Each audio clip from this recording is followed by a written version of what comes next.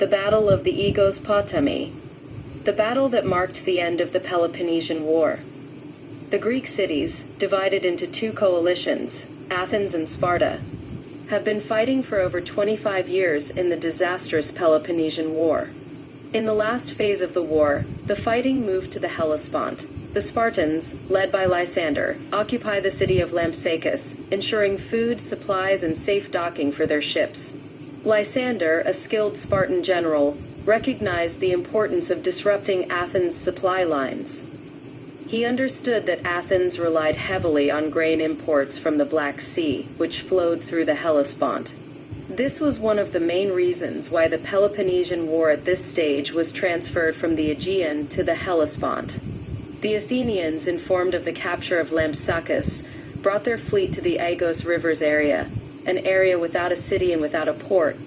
Alcibiades the Athenian, a controversial personality who was close to this area, saw the Athenians' movements and advised them to move to Sesto in order to have food and a port and to fight Lysander whenever they wanted to. But Alcibiades' advice was not heeded. Lysander showed remarkable patience and strategic foresight. He deliberately avoided direct confrontation with the Athenian fleet, preferring to lure them into believing that he feared them. He strategically positioned his forces on the Hellespont, waiting for the decisive moment to strike. Every morning, Lysander lined up his men as if they were about to go to sea. The Athenians also lined up their forces against him and waited for the attack. Lysander ordered his fleet to return at sunset. In the meantime, he sent his fastest ships every day to spy on the movements of the Athenian soldiers as soon as they got out of the ships, and learned that every day they were moving further and further away to find food. The Athenians, as they had the reputation of experienced sailors and had recently won at the Battle of the Arginusa, believed that Lysander was afraid to attack them and took no precautions. On the fifth day, Lysander again launched his ships as usual, but ordered his spies, after observing where the Athenians were, not to return to Lampsacus, but to signal to him as soon as the Athenians were clear of their ships. And then he made a surprise attack. The Spartans' victory was impressive. They captured most of the Athenian soldiers who were scattered on land. Following the surprise attack by Lysander, the majority of the Athenian fleet was quickly captured or destroyed. Crippling their naval power, the Spartans suffered no casualties at all. When the attack took place, most of the ships were empty. The only general who understood the attack, despite the alarm, he could not prevent the disaster. With the 9 ships that were the only manned ships he left for Aigos, the king of Cyprus. Among them was the Paralos, the sacred Athenian ship that carried the news of the defeat to Athens. A series of critical mistakes led to the downfall of the Athenians at Aigos potami. The Athenian generals fell victim to their arrogance. They ignored the good advice of Alcibiades. Believing that they were more capable than the Spartans, they underestimated them and took no precautions. At the same time, they made no provision either for sentries or for providing food for their soldiers.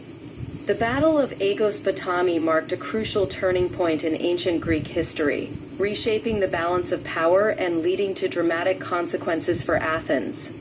The defeat at Aigos potami resulted in a significant loss of experienced sailors, ships, and valuable resources for Athens, weakening their military capabilities and economic strength. Lysander's surprise attack led to the capture and destruction of most Athenian ships, crippling their naval power and solidifying Spartan dominance in Greece.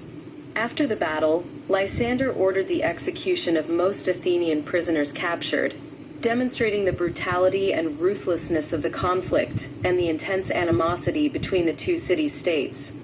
This naval battle was decisive for the end of the Peloponnesian War, as Lysander managed to destroy almost the entire Athenian fleet, leading 6 months later to the surrender of Athens. The victory at Aigos potami cemented Sparta's leadership in Greece, reshaping the political landscape of the ancient world.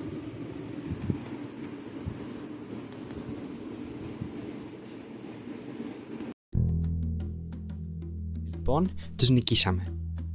Βέβαια, αυτό ήταν μόνο η αρχή. ο Λύσανδρος είχε ένα ακόμα πιο λαμπρό σχέδιο που, για να είμαι ειλικρινής, κανείς μας δεν το είχε σκεφτεί. Όπως γνωρίζετε, σκοπός μας είναι να κατακτήσουμε την Αθήνα. Έτσι λοιπόν, ξεκινήσαμε από τους Αιγός ποταμούς. Πλεύσαμε προς το Βυζάντιο και την Καλχιδόνα.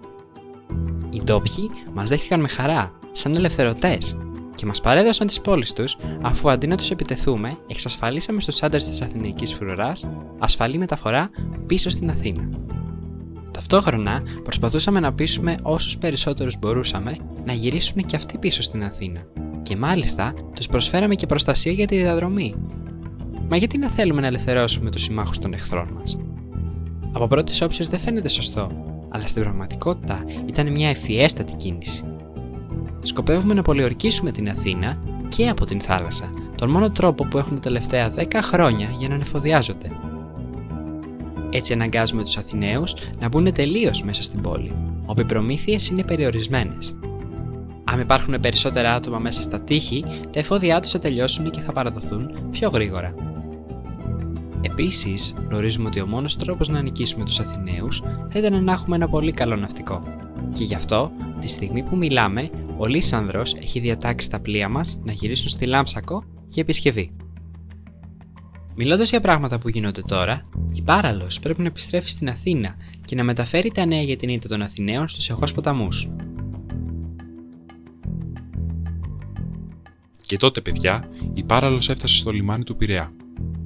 Η είδηση ταξίδευσε από στόμα σε στόμα, μέσα από τα μακρά τείχη έως την πόλη. Εκείνη τη νύχτα κανείς μας δεν κοιμήθηκε, γιατί θρηνούσαμε για όσους είχαν χαθεί. Για να είμαι ειλικρινής, υπήρχε και ένας άλλος λόγος. Όταν η Αθήνα ήταν στις ένδοξες μέρες της, είχε επιτεθεί σε πολλούς συμμάχους των Σπαρτιατών, και ας πούμε ότι δεν τους φερθήκαμε και τόσο σωστά. Οπότε φοβόμασταν μη μας επιστρέψουν τη χάρη.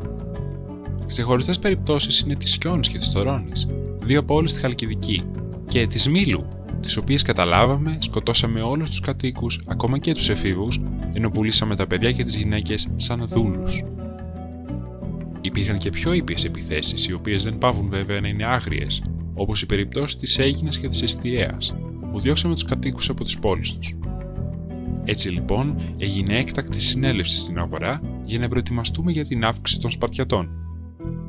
Βάλαμε χώμα σε όλα τα λιμάνια, εκτός από ένα φυσικά, ώστε να έχουμε όσο λιγότερα ανοιχτά μέτωπα γινόταν. Επισκευάσαμε και ενισχύσαμε τα τείχη μας. Εγκαταστήσαμε φρουρές και προφανώς εφοδιαστήκαμε. Το τι ακολούθησε είναι πέρα από το τι μπορώ να σας πω τώρα, γιατί είναι πολύ αργά. Σας υπόσχομαι όμως να συνεχίσουμε την κουβέντα μας την επόμενη φορά που θα τα πούμε.